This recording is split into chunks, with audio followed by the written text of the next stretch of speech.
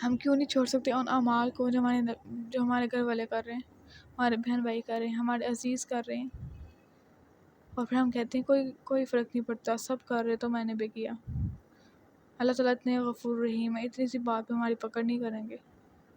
وہ ہم عمل کیسے کر سکتے ہیں جس پہ ہمارے نبی کی اسٹیمپ نہیں لگی؟ وہ عمل ہم کیسے کر سکتے ہیں جو صحابہ نے نہیں کیا؟ اگر ہم نے بھی ایسے ہی بولنا ہے تو ہمارے نبی کی جو 23 سال کی محنت اور خون پسینے کی محنت جو تھی، ہم نے اس پہ پانی پھیر دیا، ضائع کر دی، بالکل ضائع کر دی، ختم کر دیا ان کی محنت کو۔ صحابہ کی محنت کی، ان کی زندگیوں جو اسٹرگل لگی، ان کا خون پسینہ لگا ہے، ان کا خون بہا ہے اس کلمے کے لیے جو ہمارے آج منہ سے نکل رہا ہے۔ ان کو جب وہ اسلام میں داخل ہوتے تھے تو ان پہ اتنا ظلم کیا جاتا تھا کہ اگر ہم پہ کیا جائے تو ہم تو پیچھے ہٹ جائیں، لیکن وہ نہیں پیچھے ہٹے۔ ان پہ اتنا ظلم کیا جاتا تھا کہ حضرت بلال کے ساتھ کیا کیا جاتا تھا، ان کو جلتے کولوں پہ لٹا دیا جاتا تھا، اور وہ پھر بھی کہتے تھے کہ نہیں، اللہ ایک ہے، احد احد کہتے تھے۔ 11 تاریخ کی نیاز، پیروں فقیروں کے نام پہ جو نیازیں بھی کی جاتی ہیں وہ کیا ہیں؟ کیا یہ عمل سنت ثابت ہے؟ کیا 11 تاریخ شریف ہوتی ہے؟ 12 تاریخ شریف نہیں ہوتی؟ 13 تاریخ شریف نہیں ہوتی؟ میلاد کرنا کہاں سے ثابت ہے؟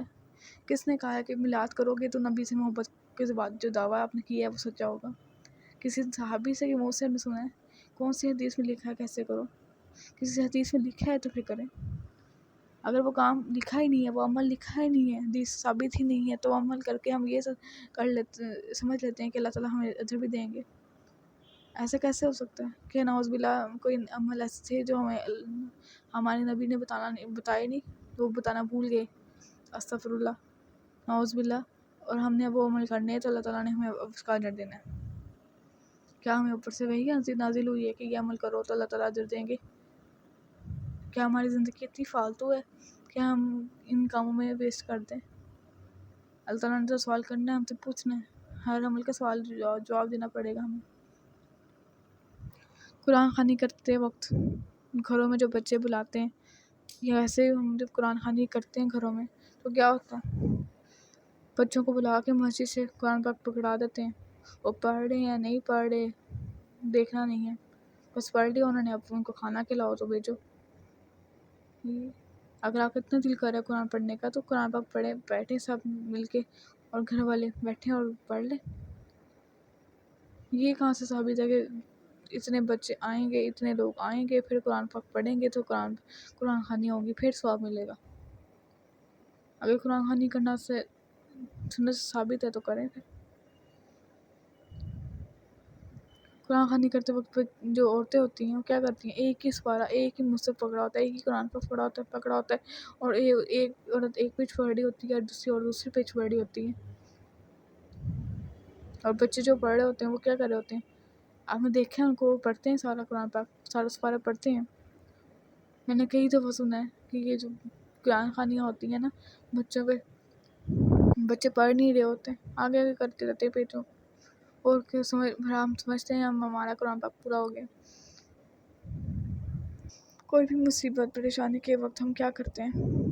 کوئی بھی ہمیں بتا دے کہ اتنی دفعہ یہ پڑھو، 2000 دفعہ یہ پڑھو، 3000 دفعہ یہ پڑھو، 1000 دفعہ یہ پڑھو، تو ہم وہ کرتے ہیں بغیر کسی دیکھے کہ یہ کام سنت سے ثابت ہے یا نہیں ہے۔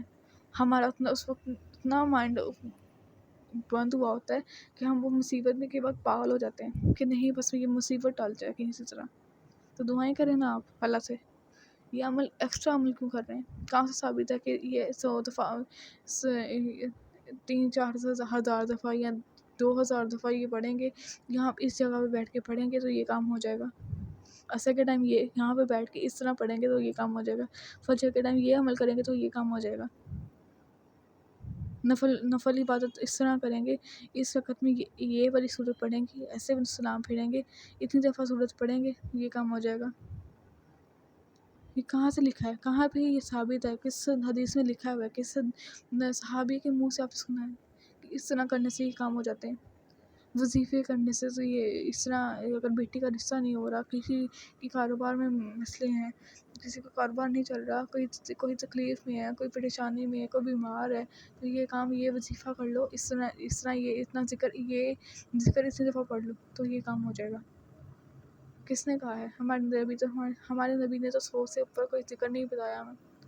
ہمارے نبی 70 سے 100 دفعہ ایک مجلس میں استغفار کرتے تھے، 100 سے اوپر کوئی ذکر نہیں ہے، تو ہم کیسے کر لیتے ہیں؟ ہمیں تو نہیں بتایا گیا کہ ایسے کرو، ہم کیوں اپنے آپ کو تھکا رہے ہیں؟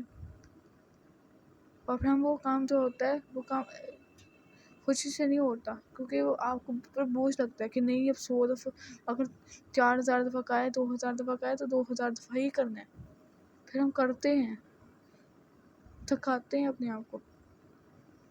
آپ نے ایسے ہی کرنا کر لیں، چلتے پھرتے کر لیں، گن کے پھر لوگوں کو بتاتے کہ نہیں ہم نے اتنی دفعہ کر لیا۔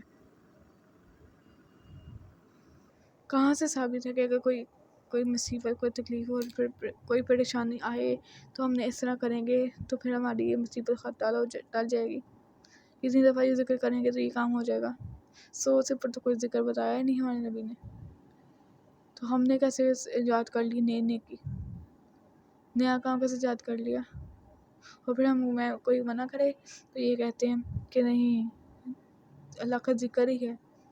ہاں ضرور اللہ کا ذکر ہے، لیکن ہم نے اس عمل کو ایڈیشن کر لیا ہے، یہاں پہ بیٹھ کے، اس جگہ پہ بیٹھ کے یہ کام اس ٹائم کرنا ہے۔ کس حدیث میں لکھا ہوا ہے؟